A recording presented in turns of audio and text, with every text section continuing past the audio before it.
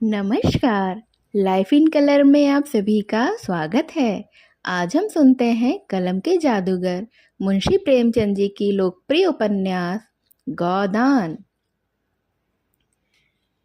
होरी राम ने दोनों बैलों को सानी पानी दे देकर अपनी स्त्री धनिया से कहा, गोबर को उख गोड़ने भेज देना, मैं ना जाने कब लौटूं, जरा मेरी लाठी दे दे।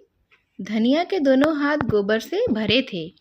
उपले पात कर जो आई थी, बोली, अरे कुछ रस पानी तो कर लो, ऐसी जल्दी क्या है। होरी ने अपने झुर्रियों से भरे हुए माथे को सिकोड़ कर कहा, तुझे रस पानी की पड़ी है। मुझे यह चिंता है कि अबेर हो गई तो मालिक से भेंट भी ना होगी। स्नान पूजा करने लगेंगे तो घंटों बैठ बीत जाएगा। इसी से तो कहती हूँ कुछ जलपान कर लो। और न जाओगे तो कौन हरज होगा, अभी तो परसों गए थे। तू जो बात नहीं समझती उसमें टांग क्यों अड़ाती है भाई। मेरी लाठी दे दे और अपना काम देख। यह इसी मिलते जुलते रहने का प्रसाद है कि अब तक जान हमारी बची हुई है, नहीं कहीं पता न लगता कि किधर गए। गांव में इतने आदमी तो हैं, किस पर बेदखली नहीं आई, किस पर कुड़की नहीं आई। जब दूसरे के पांव तले अपनी गर्दन दबी हुई है तो उन पांवों को सहलाने में ही कुशल है। धनिया इतनी व्यवहार कुशल न थी। उसका विचार था कि हमने जमींदार के खेत जोते हैं तो वह अपना लगान ही तो लेगा, उसकी खुशामद क्यों करें, उसके तलवे क्यों सहलाएं। यद्यपि अपने विवाहित जीवन के इन 20 वर्षों में उसे अच्छी तरह अनुभव हो गया था कि चाहे कितनी ही कतर ब्योत क्यों करें, कितना ही पेट तन काटो, चाहे एक एक कौड़ी के दांत से पकड़ो, मगर लगान का बेबाक होना मुश्किल ही है। फिर भी वह हार न मानती थी और इस विषय पर स्त्री पुरुष में आए दिन संग्राम छिड़ा रहता था। उसकी 6 संतानों में अब केवल 3 ही जिंदा हैं। एक लड़का गोबर कोई 16 साल का और 2 लड़कियां सोना और रूपा 12 और 8 साल की। 3 लड़के बचपन ही में मर गए। उसका मन आज भी कहता था अगर उनकी दवा दवाई होती तो वे बच जाते, पर वह एक धेले की दवा भी नहीं मंगवा सकी थी। उसकी उम्र अभी क्या थी, 36वां ही साल तो था, पर सारे बाल पक गए थे, चेहरे पर झुर्रियां पड़ गई थी, सारी देह ढीली हो गई थी। वह सुंदर गेहुआ रंग सांवला हो गया था और आंखों से भी कम दिखने लगा था। पेट की चिंता ही के कारण है ना सब। कभी तो जीवन का सुख ना मिला। इस चिर स्थायी जीर्णावस्था ने उसके आत्मसम्मान को उदासीनता का रूप दे दिया था। जिस गृहस्थी में पेट की रोटियां भी ना मिले उसके लिए इतनी खुशामद क्यों भला। इस परिस्थिति से उसका मन बराबर विद्रोह किया करता था और 2-4 घुड़कियां खा लेने पर ही उसे यथार्थ का ज्ञान होता था। उसने परास्त होकर होरी की लाठी, मिर्चई, जूते, पगड़ी और तंबाकू का बटुआ लाकर सामने में पटक दिया। होरी ने उसकी ओर आंखें तरेर कर कहा, क्या ससुराल जाना है जो 5 पोशाक लाई हो। ससुराल में भी तो कोई जवान साली सलहज नहीं बैठी है जिसे मैं जाकर दिखाऊं। होरी के गहरे सांवले पिचके हुए चेहरे पर मुस्कुराहट की मृदुता झलक उठी। धनिया ने लजाते हुए कहा, ऐसे ही बड़े सजीले जवान हो कि साली सहलजें तुम्हें देखकर रिझ जाएंगी। होरी ने फटी हुई मिर्जई को बड़ी सावधानी से तह करके खाट पर रखते हुए कहा, तो क्या तू समझती है मैं बूढ़ा हो गया हूँ। अभी तो 40 भी नहीं हुए, मर्द 60 पर पाठे होते हैं। जाकर शीशे में मुंह देखो, तुम जैसे मर्द 60 पर पाठे नहीं होते। दूध घी अंजन लगाने तक को तो मिलता नहीं, पाठे होंगे। तुम्हारी दशा देख देख कर तो मैं और भी सूखी जाती हूँ कि भगवान ये बुढ़ापा कैसे कटेगा, किसके द्वार पर हम भीख मांगेंगे। होरी की यह क्षणिक मृदुता यथार्थ की इस आंच में झुलस गई। लकड़ी संभालता हुआ बोला, 60 तक पहुंचने की नौबत ना आने पाएगी धनिया, इसके पहले ही चल देंगे। धनिया ने तिरस्कार करके कहा, अच्छा रहने दो, मत अशुभ मुंह से निकालो। तुमसे कोई अच्छी बात भी कहे तो लगते हो कोसने। होरी कंधों पर लाठी रखकर घर से निकला तो धनिया द्वार पर खड़ी उसे देर तक देखती रही। उसके निराशा भरे शब्दों ने धनिया के चोट खाए हुए हृदय में आतंक में कंपन सा डाल दिया था। वह जैसे अपने नारित्व के संपूर्ण तप और व्रत से अपने पति को अभय दान दे रही थी। उसके अंतःकरण से जैसे आशीर्वादों का व्यूह सा निकलकर होरी को अपने अंदर छिपाए लेता था। विपन्नता के इस अथाह सागर में सुहाग की वह तृण था जिसे पकड़े हुए वह सागर को पार कर रही थी। इन असंगत शब्दों ने यथार्थ के निकट होने पर भी मानो झटका देकर उसके हाथ से वह तिनके का सहारा छीन लेना चाहा। बल्कि यथार्थ के निकट होने के कारण ही उनमें इतनी वेदना शक्ति आ गई थी। काना कहने से काने को जो दुख होता है वह क्या दो आंखों वाले आदमी को हो सकता है। होरी कदम बढ़ाए चला जाता था। पगडंडी के दोनों ओर ऊख के पौधों की लहराती हुई हरियाली देखकर उसने मन में कहा, भगवान कहीं गांव से बरखा कर दे और डांडे भी सुबीते से रहे तो एक गाय जरूर लेगा। देसी गाय तो ना दूध दें ना उनके बछवे ही किसी काम के हों। बहुत हुआ तो तेली के कोल्हू में चले। नहीं, वह पछाई गाय लेगा, उसकी खूब सेवा करेगा। कुछ नहीं तो 4-5 सेर दूध होगा। गोबर दूध के लिए तरस तरस रह जाता है। इस उम्र में न खाया पिया तो फिर कब खाएगा। साल भर भी दूध पी ले तो देखने लायक हो जाएगा। बछवे भी अच्छे बैल निकलेंगे। 200 से कम की गोई ना होगी। फिर गऊ से ही तो द्वार की शोभा है। सवेरे सवेरे गऊ के दर्शन हो जाए तो क्या कहना। न जाने कब यह साध पूरी होगी, कब यह शुभ दिन आएगा। हर एक गृहस्थी की भांति होरी के मन में भी गऊ की लालसा चीरकाल से संचित चली आती थी। यही उसके जीवन का सबसे बड़ा स्वप्न, सबसे बड़ी साध थी। बैंक के सूद से चैन करने या जमीन खरीदने या महल बनवाने की विशाल आकांक्षाएं उसके नन्हे हृदय में कैसे समाती भला।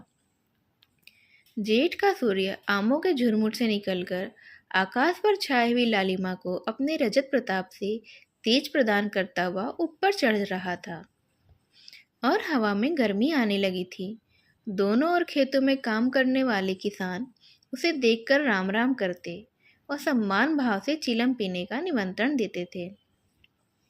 पर होरी इतना अवकाश कहाँ था। उसके अंदर बैठी हुई सम्मान लालसा ऐसा आदर पाकर उसके सूखे मुख पर गर्व की झलक पैदा कर रही थी। मालिकों से मिलते जुलते रहने ही का तो यह प्रसाद है कि सब उसका आदर करते हैं। नहीं, उसे कौन पूछता भला। 5 बीघे के किसान की बिसात ही क्या है। यह कम आदर नहीं है कि 3-3 4-4 हल वाले महतो भी उसके सामने सिर झुकाते हैं। अब वह खेतों के बीच की पगडंडी छोड़कर एक खलेटी में आ गया था, जहां बरसात में पानी भर जाने के कारण तर रहती थी और जेठ में कुछ हरियाली नजर आती थी। आसपास के गांवों की गौएं यहाँ चरने आया करती थी। उस समय भी यहाँ की हवा में कुछ ताजगी और ठंडक ही थी। होरी ने 2-3 सांसें जोर से ली।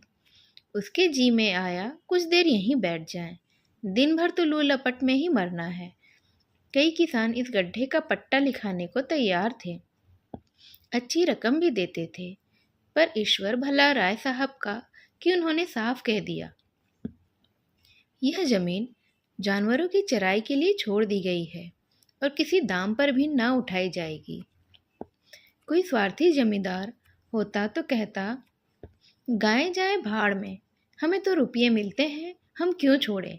पर राय साहब अभी तक पुरानी मर्यादा निभाते आते हैं। जो मालिक प्रजा को ना पाले वह भी कोई आदमी है। सहसा उसने देखा भोला अपनी गाय के लिए इसी तरफ चला आ रहा है। भोला इसी गांव से मिले हुए पूर्वे का ग्वाला था और दूध मक्खन का व्यवसाय करता था।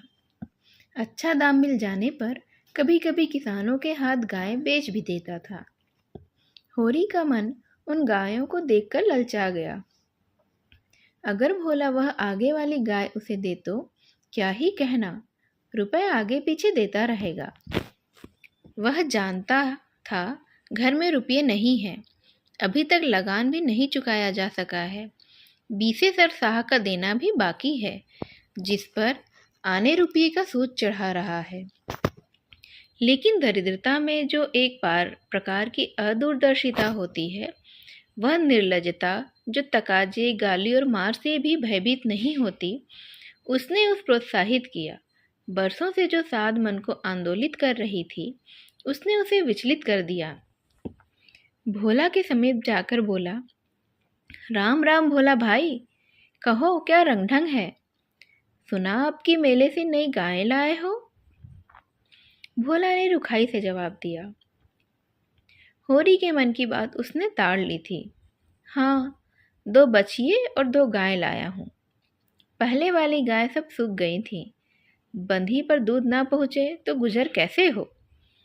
होरी ने आगे वाली गाय के पुट्टे पर हाथ रखकर कहा, दूधार तो मालूम होती है, कितने मिली है? भोला ने अपनी शान जमाई। अब की बाजार तेज रहा महतो, इसके 80 रुपये देने पड़े। आंखें निकल गई। 30-30 रुपये तो दोनों कॉलरों के दिए। 30 पर ग्राहक रुपए का 8 सेर दूध मांगता है। बड़ा भारी कलेजा है तुम लोगों का भाई। लेकिन फिर लाए भी हो तो वह माल कि यहाँ 10-5 गाँव में तो किसी के पास निकलेगी भी नहीं। भोला पर नशा चढ़ने लगा। बोला, राय साहब इसके 100 रुपये देते थे, दोनों कलरों के 50-50 रुपये, लेकिन हमने न दिए। भगवान ने चाहा तो 100 रुपये इसी बयान में मैं पीट लूँगा। इसमें क्या संदेह है भाई, मालिक क्या खाके लेंगे? नजराने में मिल जाए तो भले ले लें। यह तुम ही लोगों का गुर्दा है कि अंजलि भर रुपये तकदीर के भरोसे गिन देते हो। यही जी चाहता है कि इसके दर्शन करता रहूं। धन्य है तुम्हारे जीवन की, गौओं की इतनी सेवा करते हो। हमें तो गाय का गोबर भी मयस्सर नहीं होता। गिरस्त के घर में एक गाय भी ना हो तो कितनी लज्जा की बात है। साल के साल बीत जाते हैं, गोरस के दर्शन भी नहीं होते। घरवाली बार बार कहती है, भोला भैया से क्यों नहीं कहते? मैं कह देता हूँ, कभी मिलेंगे तो कहूँगा।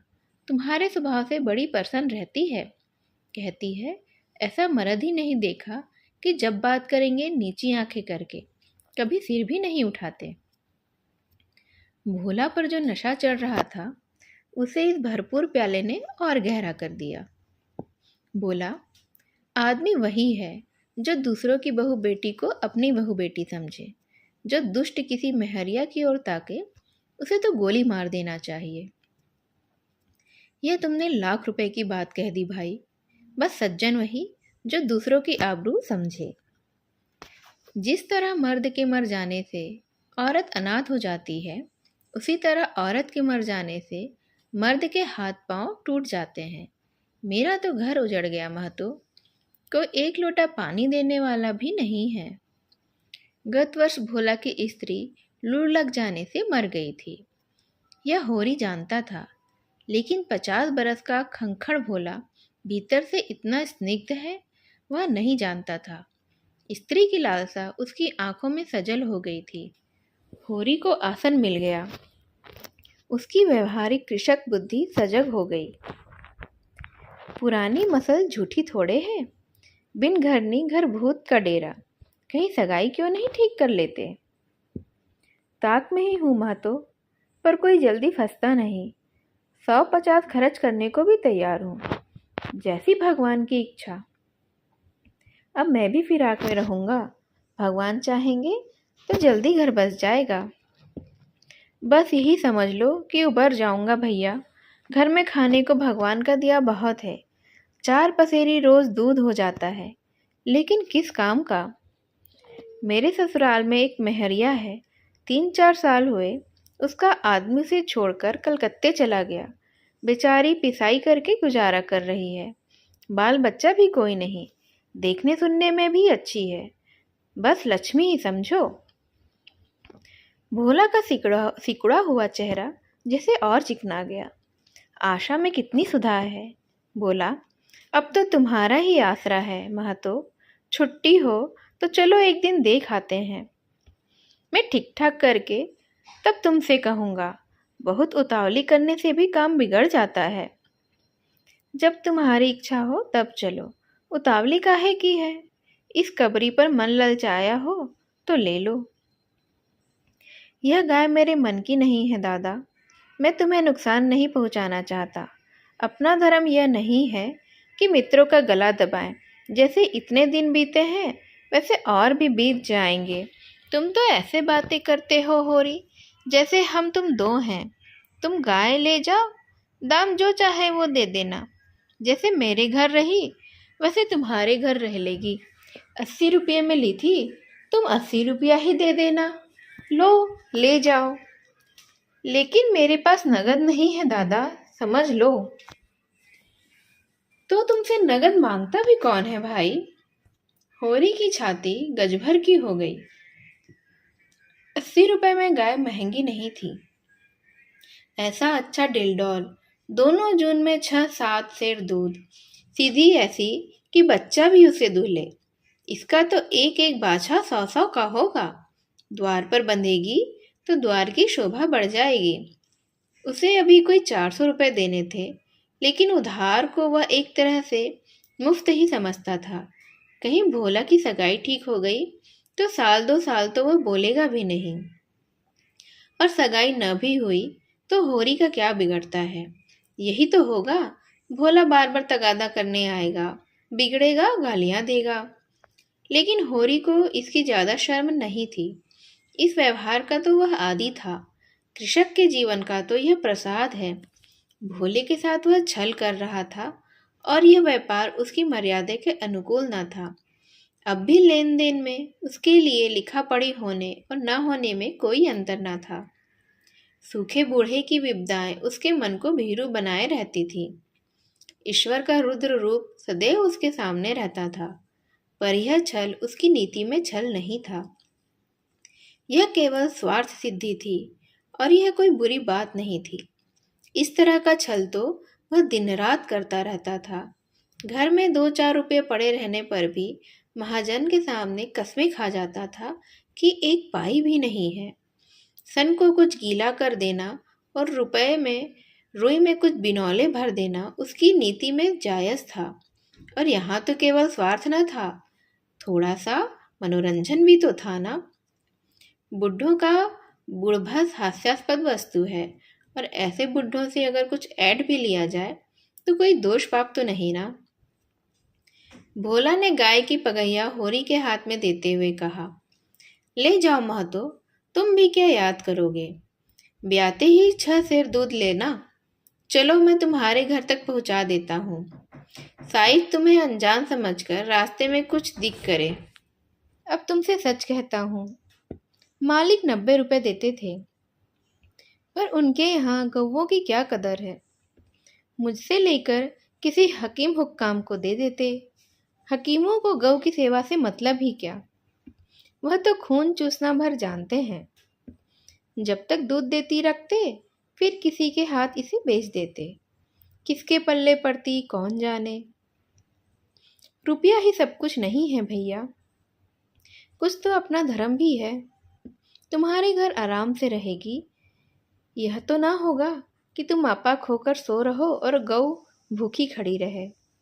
उसकी सेवा करोगे, प्यार करोगे, पुचकारोगे, गौ हमें आशीर्वाद देगी। तुमसे क्या कहूँ भैया, घर में चंगुल भर भी भूसा नहीं रहा। रुपये सब बाजार में निकल गए। सोचा था महाजन से कुछ लेकर भूसा ले लेंगे, लेकिन महाजन का पहला ही नहीं चुका। उसने इनकार कर दिया। इतने जानवरों को क्या खिलाएं, यही चिंता मारे डालती है। चुटकी चुटकी भर खिलाऊं तो मन भर रोज का खर्च है। भगवान ही पार लगाए तो अब लगे। होरी ने सहानुभूति के स्वर में कहा, तुमने हमसे पहले क्यों नहीं कहा। हमने एक गाड़ी भूसा बेच दिया होता तुम्हें। भोला ने माथा ठुक कर कहा, इसीलिए नहीं कहा। भैया, कि सबसे अपना दुख क्यों रोऊं, बांटता कोई नहीं है, हंसते सब हैं। जो गाय सूख गई हैं उनका गम नहीं, पत्ती सत्ती खिलाकर उन्हें जिला लूंगा। लेकिन अब यह तो राती बिना नहीं रह सकती, हो सके तो 10-20 रुपये भूसे के लिए दे दो। किसान पक्का स्वार्थी होता है, इसमें संदेह नहीं। उसकी गांठ से रिश्वत के पैसे बड़ी मुश्किल से ही निकलते हैं। भाव ताव में भी वह चौकस होता है। ब्याज की एक एक पाई छुड़ाने के लिए वह महाजन की घंटों चिरौरी करता है। जब तक पक्का विश्वास न हो जाए वह किसी के फुसलाने में भी नहीं आता। लेकिन उसका संपूर्ण जीवन प्रकृति से स्थायी सहयोग है। वृक्षों में फल लगते हैं, उन्हें जनता खाती है। खेती में अनाज होता है, वह संसार के काम आता है। गाय के थन में दूध होता है, वह खुद पीने नहीं जाती, दूसरे ही पीते हैं। मेघों में वर्षा होती है, उससे पृथ्वी तृप्त होती है। ऐसी संगति में कुत्सित स्वार्थ के लिए कहाँ स्थान। होरी किसान था और किसी के जलते हुए घर में हाथ सेकना उसने नहीं सीखा था। भोला की संकट कथा सुनते ही उसकी मनोवृत्ति बदल गई। पगहिया को भोला के हाथ में लौटाता हुआ बोला, रुपए तो दादा मेरे पास भी नहीं है। हाँ, थोड़ा सा भूसा बचा है, वह तुम्हें दे दूंगा, चलकर उठवा लो। भूसे के लिए तुम गाय बेचोगे और मैं लूंगा, मेरे हाथ ना कट जाएंगे। भोला ने आर्द्र कंठ से कहा, तुम्हारे बैल भूखों न मरेंगे। तुम्हारे पास भी ऐसा कौन सा बहुत सा भूसा रखा हुआ है? नहीं दादा, अभी भूसा अच्छा हो गया था। मैंने तुमसे नाहक भूसे की चर्चा की। तुम ना कहते और पीछे से मुझे मालूम होता तो मुझे बड़ा रंज होता कि तुमने मुझे इतना गैर समझ लिया है। अवसर पड़ने पर भाई की मदद भाई ना करे तो काम कैसे चलेगा भला। मुदा यह गाय तो लेते जाओ। नहीं, अभी नहीं दादा, फिर ले लूंगा। तो भूसे के दाम दूध में कटवा लेना। होरी ने दुखित स्वर में कहा, दाम कौड़ी की इसमें कौन बात है दादा। मैं 1-2 जून तुम्हारे घर खा लूं तो तुम मुझसे दाम मांगोगे क्या? लेकिन तुम्हारे बैल भी तो भूखों मरेंगे, मरेंगे कि नहीं? भगवान कोई ना कोई सबील निकालेंगे ही। आषाढ़ सिर पर है, कड़वी बोलूंगा। मगर यह गाय तुम्हारी हो गई। जिस दिन इच्छा हो आकर ले जाना। किसी भाई का लीलाम पर चढ़ा हुआ बैल लेने में जो पाप है वह इस समय तुम्हारी गाय लेने में है। होरी में बाल की खाल निकालने की शक्ति होती तो वह खुशी से गाय लेकर घर की राह ले लेता। भोला जब नगद रुपए नहीं मांगता तो स्पष्ट था कि वह भूसे के लिए गाय नहीं बेच रहा है, बल्कि इसका कुछ और आशय है। लेकिन जैसे पत्तों के खड़कने पर घोड़ा अकारण ही ठिठक जाता है और मारने पर भी आगे कदम नहीं उठाता, वही दशा होरी की थी। संकट ही की चीज लेना पाप है, यह बात जन्म जन्मांतरों से उसकी आत्मा का अंश बन गई थी। भोला ने गदगद कंठ से कहा, तो किसी को भेज दूं भूसे के लिए? होरी ने जवाब दिया, अभी मैं राय साहब की ड्योढ़ी पर जा रहा हूं, वहां से घड़ी भर में लौटूंगा, तभी किसी को भेजना। भोला की आंखों में आंसू भर आए। बोला, तुमने आज मुझे उबार लिया होरी भाई। मुझे अब मालूम हुआ कि मैं संसार में अकेला नहीं हूं, मेरा भी कोई हितू है। एक क्षण के बाद उसने फिर से कहा, उस बात को भूल न जाना। होरी आगे बढ़ा तो उसका चित्त प्रसन्न था। मन में एक विचित्र स्फूर्ति हो रही थी। क्या हुआ, 10-5 मन भूसा चला जाएगा। बेचारे को संकट में पड़कर अपनी गाय तो ना बेचनी पड़ेगी। जब मेरे पास चारा हो जाएगा तब गाय खोल लाऊंगा। भगवान करे मुझे कोई मेहरिया मिल जाए, फिर तो कोई बात नहीं है। उसने फिर से पीछे देखा। कबरी गाय पूंछ से मक्खियां उड़ाती, सिर हिलाती, मस्तानी मंद गति से झूमती चली जाती थी, जैसे बांदियों के बीच में कोई रानी हो। कैसा शुभ होगा वह दिन जब यह कामधेनु उसके द्वार पर बंधेगी। सेमरी और बेलारी दोनों अवध प्रांत के गांव हैं। जिले का नाम बताने की कोई जरूरत नहीं। होरी बेलारी में रहता है, राय साहब अमरपाल सिंह सेमरी में। दोनों गांव में केवल 5 मील का अंतर है। पिछले सत्याग्रह संग्राम में राय साहब ने बड़ा यश कमाया था। काउंसिल की मेंबरी छोड़कर जेल चले गए थे। तब से उनके इलाके के आसामियों को उनसे बड़ी श्रद्धा हो गई थी। यही नहीं, इनके इलाके में असामियों के साथ कोई खास रियायत की जाती हो। यह डांड और बेगार की कड़ाई कुछ कम हो, मगर यह सारी बदनामी मुख्तारों के सिर पर जाती थी। राय साहब की कीर्ति पर कोई कलंक न लग सकता था। वह बेचारे भी तो उसी व्यवस्था के ही गुलाम थे। जाप्ती का काम तो जैसे होता चला आया है वैसे ही होगा। राय साहब की सज्जनता उस पर कोई असर नहीं डाल सकती थी। इसीलिए आमदनी और अधिकार में जौ भर की भी कमी ना होने पर भी उनका यश मानो बढ़ गया था।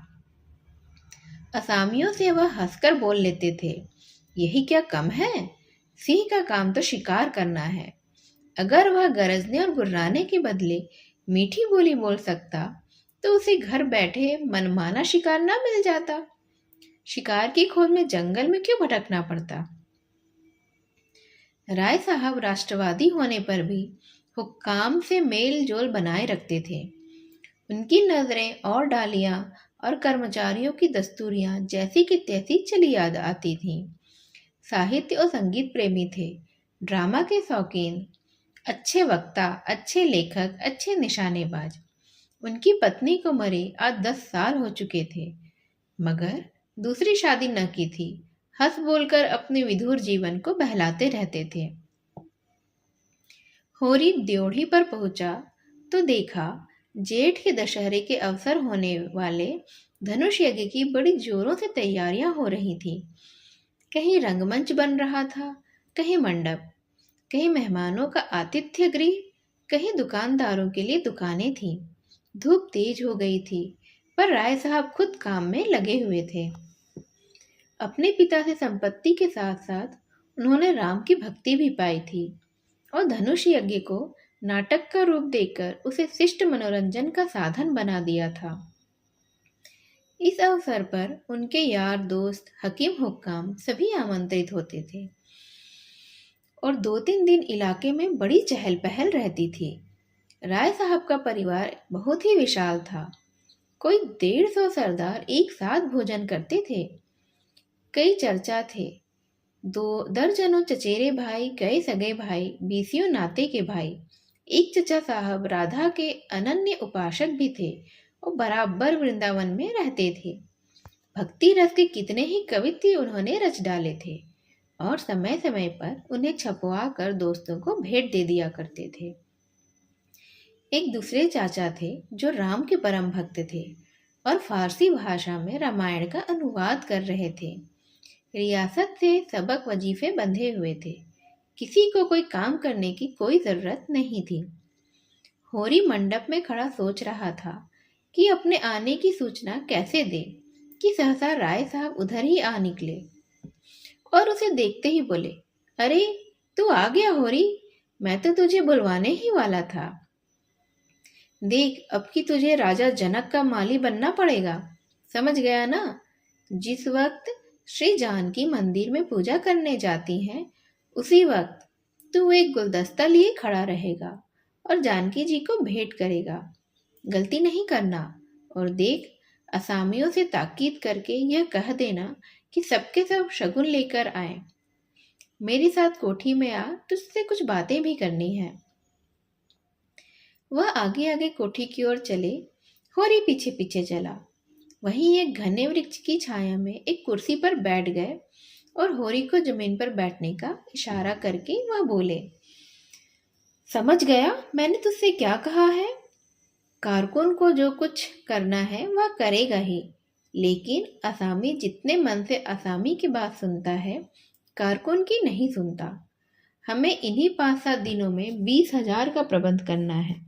कैसे होगा समझ में नहीं आता। तुम सोचते होगे मुझ टके के आदमी से मालिक को क्यों अपना दुखड़ा ले बैठे हैं। किससे अपनी मन की बात कहूँ। न जाने क्यों तुम्हारे ऊपर मुझे विश्वास होता है।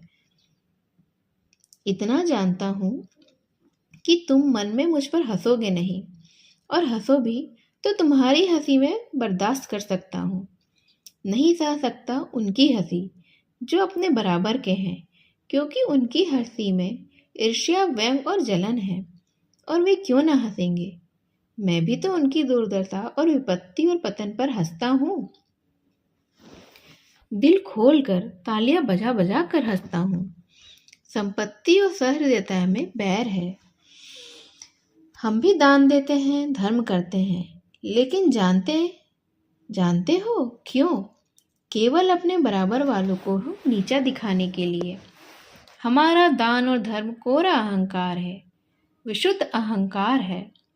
हम में से किसी पर डिग्री हो जाए, कुर्की आ जाए, बकाया मालगुजारी की इल्लत में हवालात हो जाए, किसी का जवान बेटा मर जाए, किसी की विधवा बहू निकल जाए, किसी के घर में आग लग जाए, कोई किसी वेश्या के हाथों उल्लू बन जाए या अपने असामियों के हाथों पिट जाए, तो उसके और सभी भाई उस पर हंसेंगे, बंगले बजाएंगे, मानो संसार की संपदा ही उन्हें मिल गई है। और मिलेंगे तो इतने प्रेम से जैसे हमारे पसीने की जगह खून बहाने को तैयार हैं। अरे और तो और हमारे चचेरे, फुफेरे, ममेरे, मौसेरे भाई जो इसी रियासत की बदौलत मौज उड़ा रहे हैं, कविता कर रहे हैं और जुए भी खेल रहे हैं, शराबे पी रहे हैं, अय्याशी कर रहे हैं, वह भी मुझसे जलते हैं।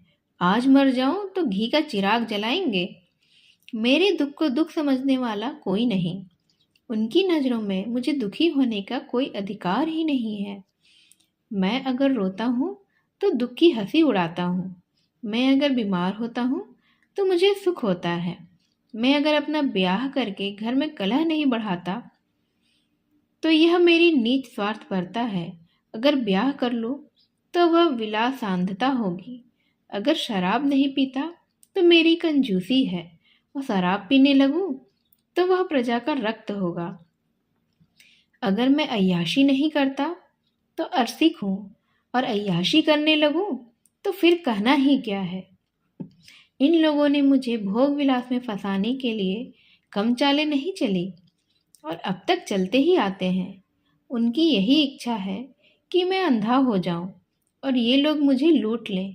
और मेरा धर्म यह है कि सब कुछ देखकर भी कुछ ना देखूं, सब कुछ जानकर भी मैं गधा बना रहूं। राय साहब ने गाड़ी की ओर बढ़ने के लिए 2 बीड़े पान खाए और होरी के मुख को ताकने लगे, जैसे ही उसके मनोभावों को पढ़ना चाहते हैं।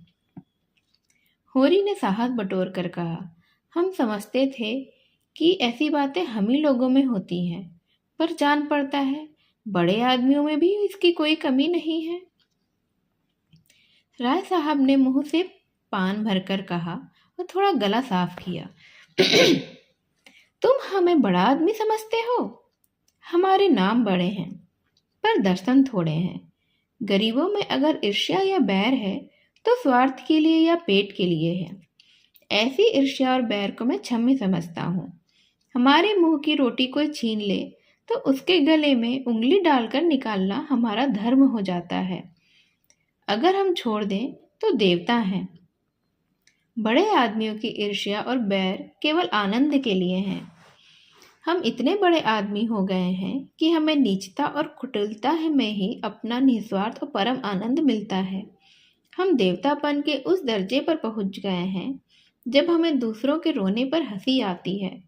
इसे तुम छोटी साधना मत समझो। जब इतना बड़ा कुटुंब है तो कोई ना कोई तो हमेशा बीमार रहेगा ही ना। और बड़े आदमियों के रोग भी बड़े होते हैं। वह बड़ा आदमी ही क्या, जिसे कोई छोटा रोग हो जाए, मामूली ज्वर भी आ जाए, तो हमें सरसाम की ध्वजा सारी दवाएं दी जाती हैं।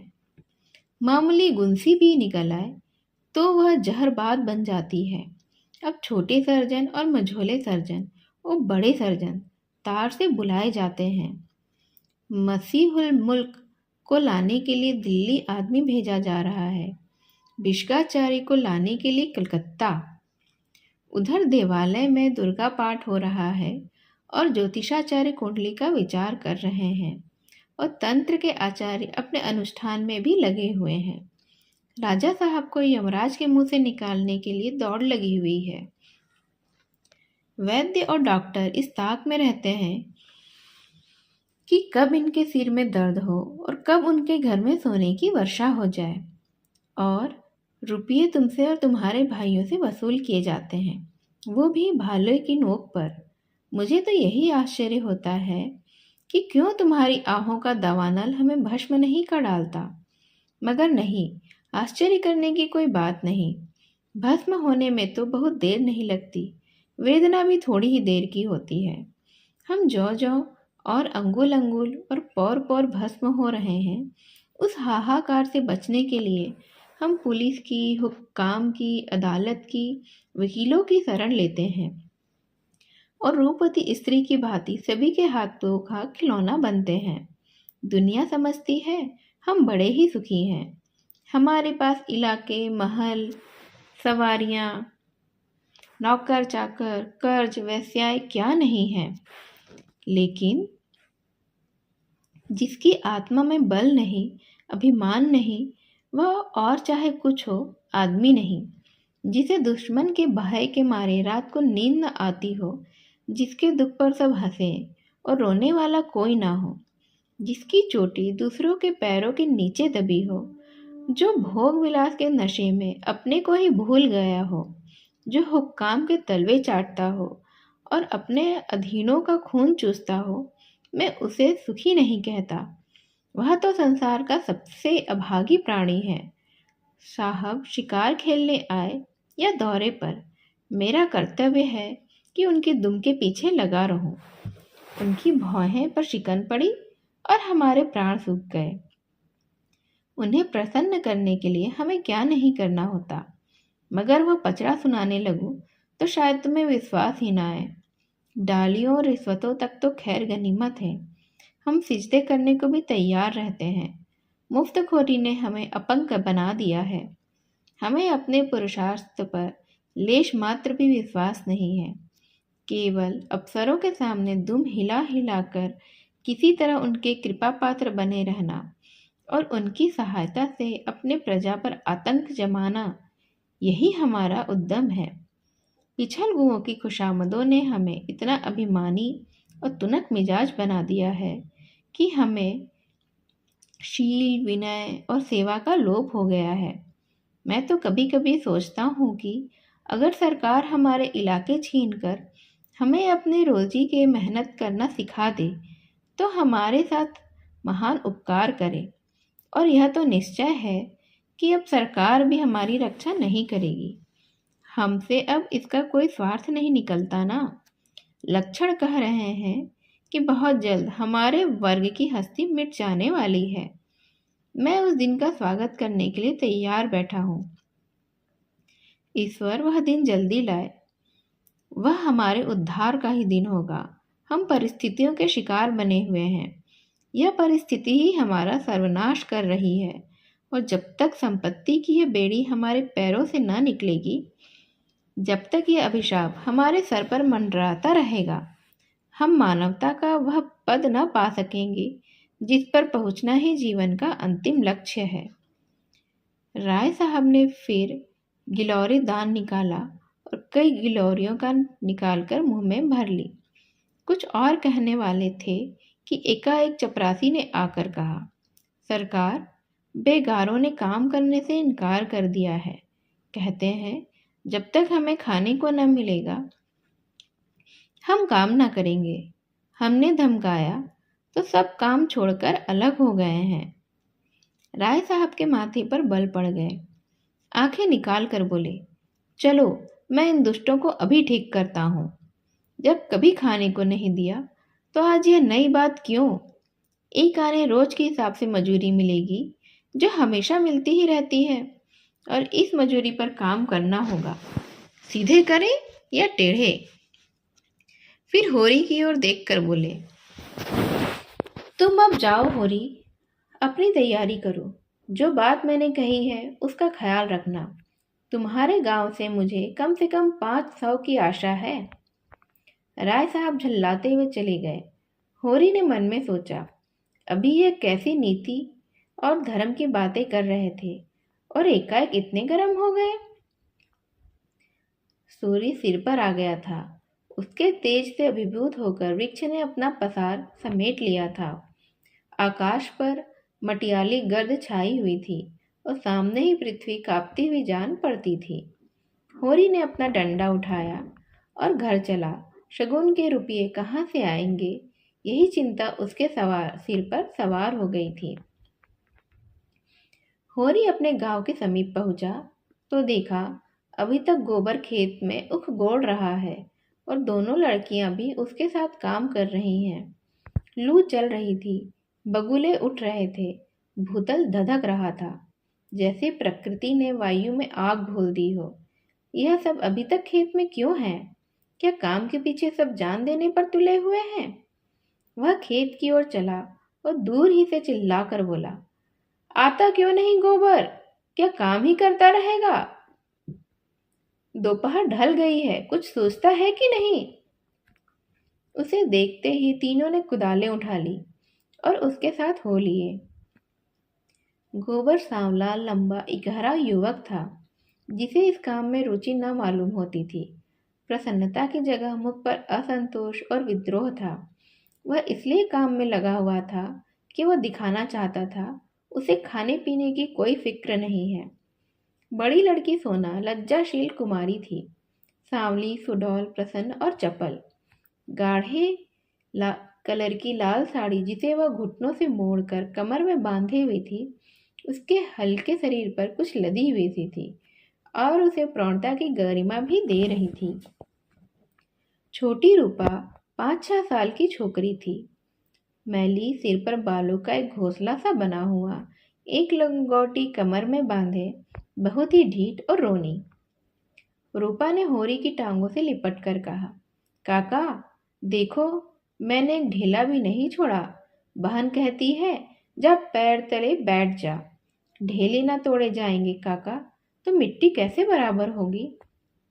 होरी ने उसे गोद में उठाकर प्यार करते हुए कहा, तूने बहुत अच्छा किया बिटिया, चल घर चले। कुछ देर अपने विद्रोह को दबाए रहने के बाद गोबर बोला, यह तुम रोज रोज मालिकों की खुशामद करने क्यों चाहते हो? बाकी न चुके तो प्यादा आकर गालियां सुनाता है, बेगारी देनी ही पड़ती है। नजर नजराना सब तो हमसे भराया जाता है, फिर किसी की सलामी क्यों करें?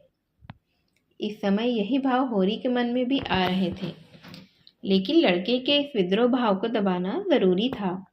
वह बोला, सलामी करने ना जाए तो रहे कहाँ? भगवान ने जब गुलाम बना दिया है तो अपन क्या बस है।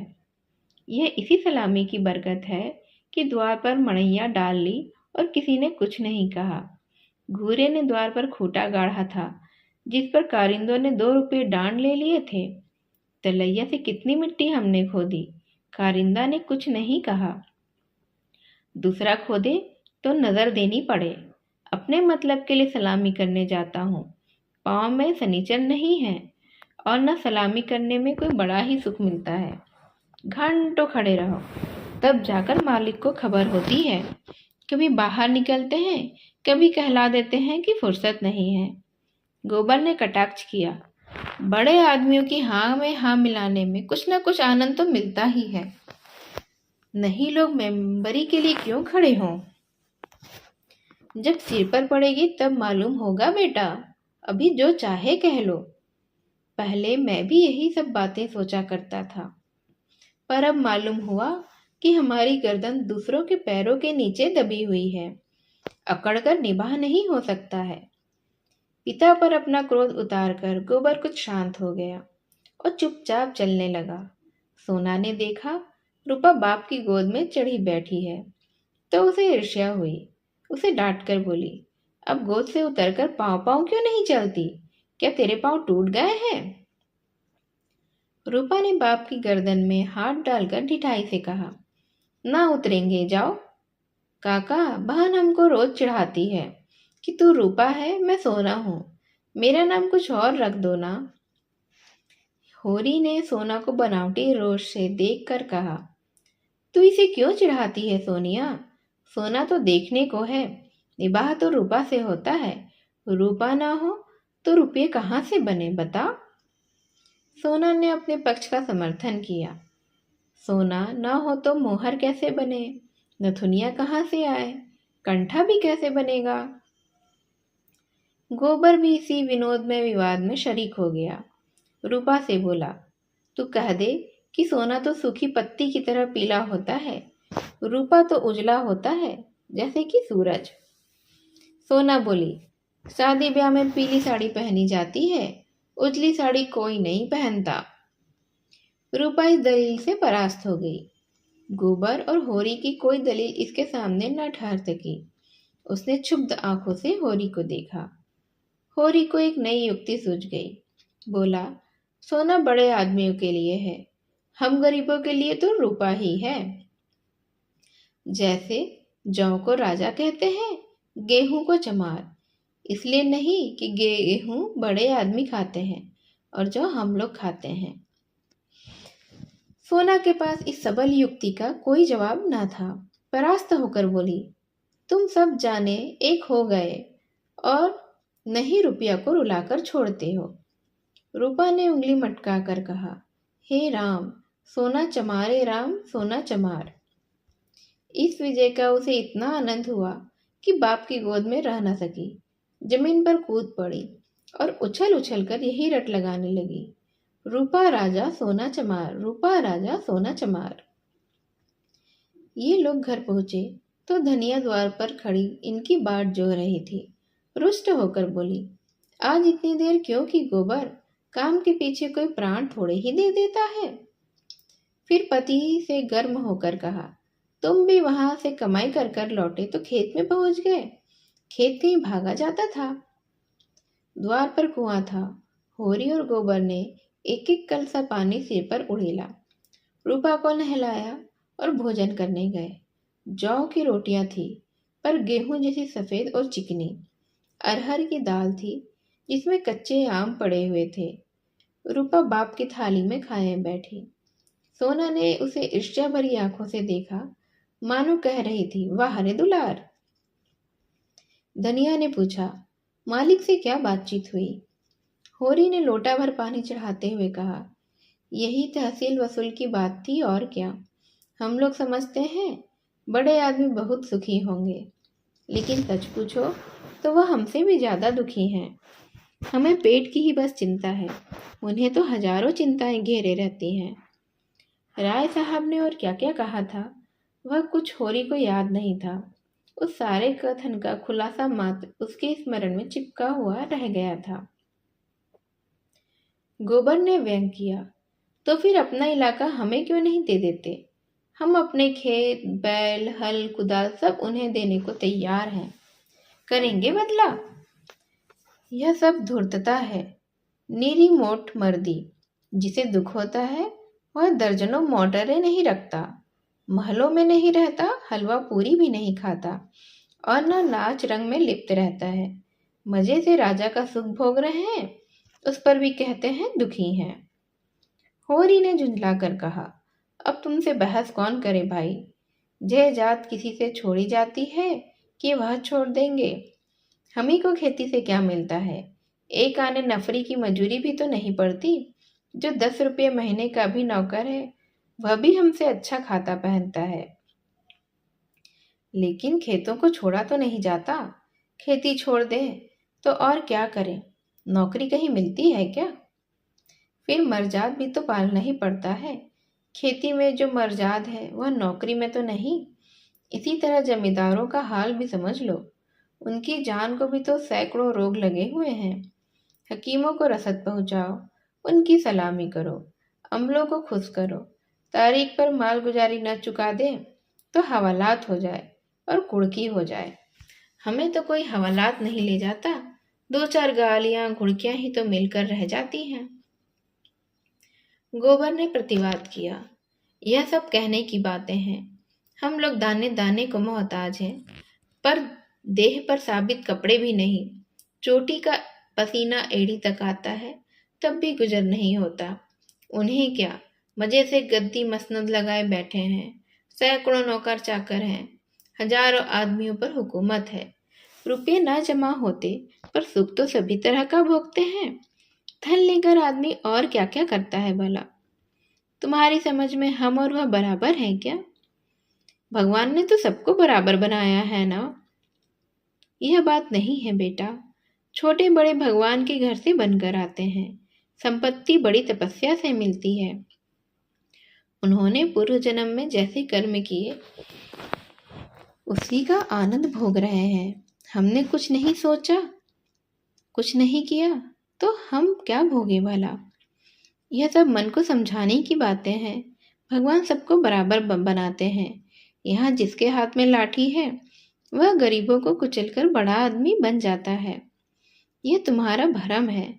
मालिक आज भी 4 घंटे रोज भगवान का भजन करते हैं।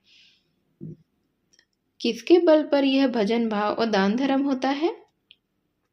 अपने बल पर नहीं, किसानों के बल पर और मजदूरों के बल पर।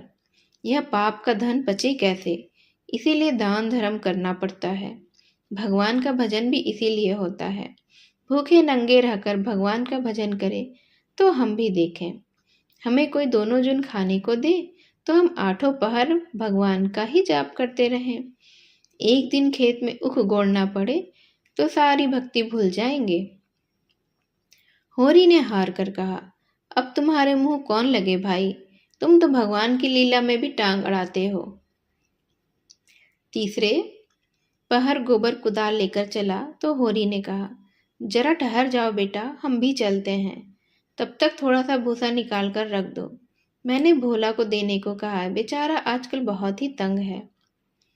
गोबर ने अवज्ञा भरी आंखों से देखकर कहा, हमारे पास बेचने को भूसा नहीं है।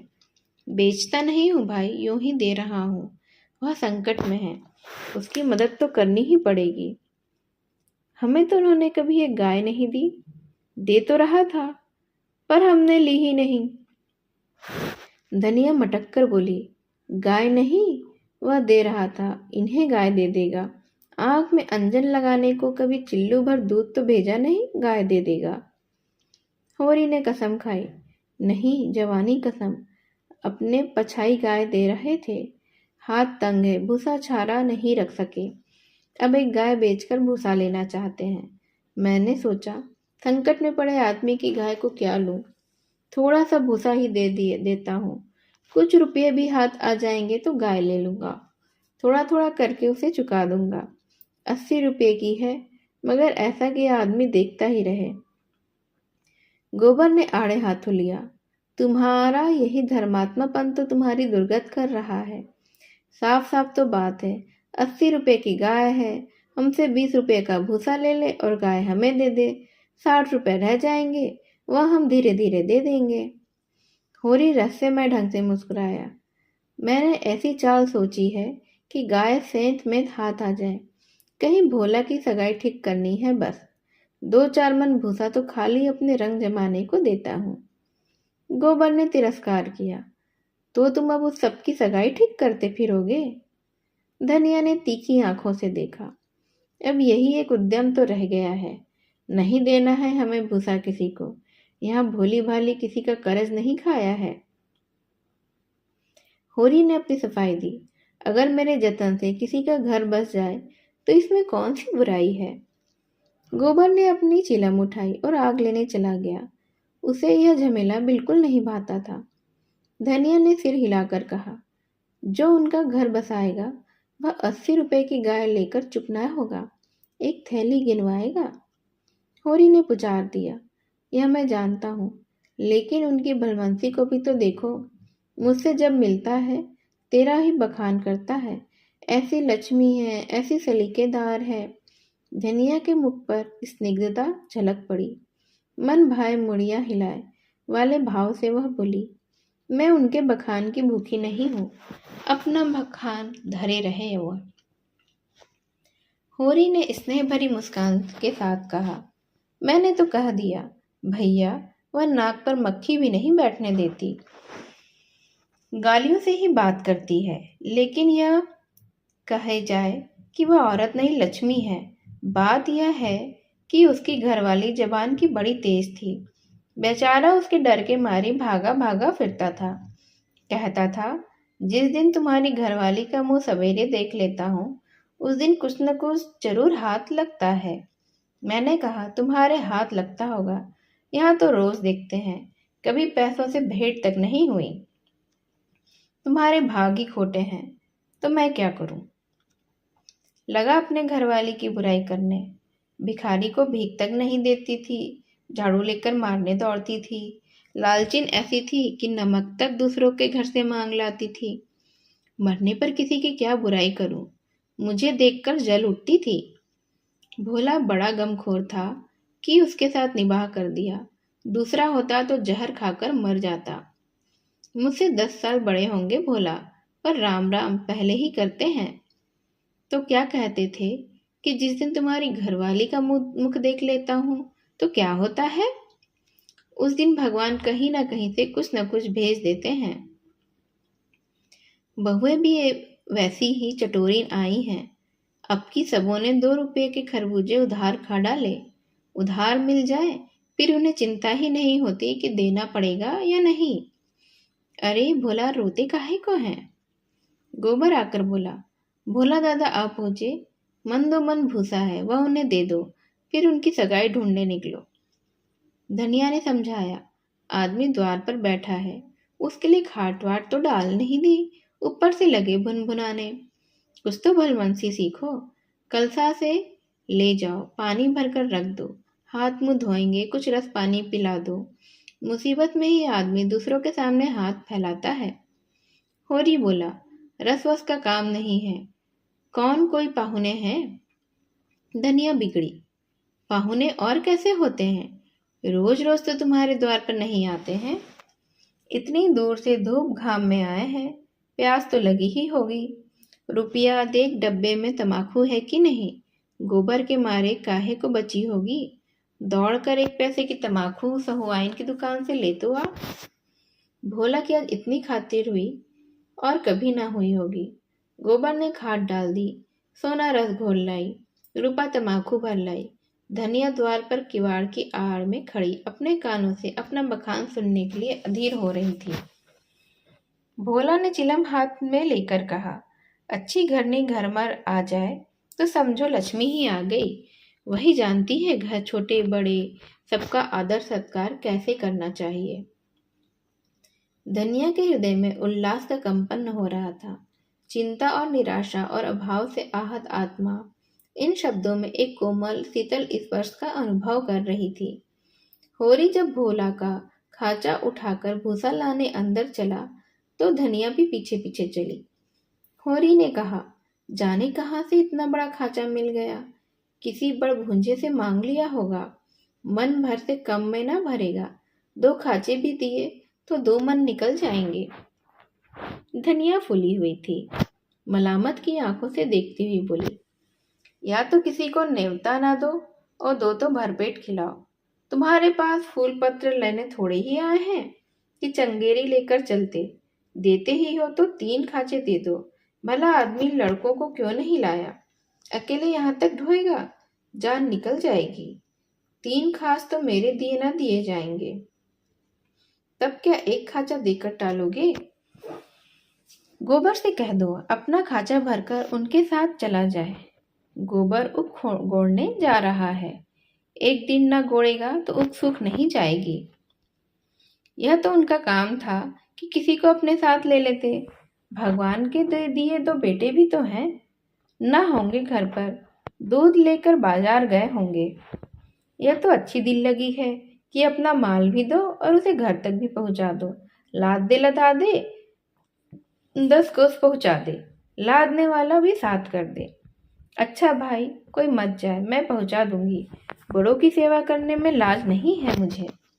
और 3 खाचे उन्हें दे दूं तो अपने बैल क्या खाएंगे। यह सब तो न्योता देने के पहले ही सोच लेना था।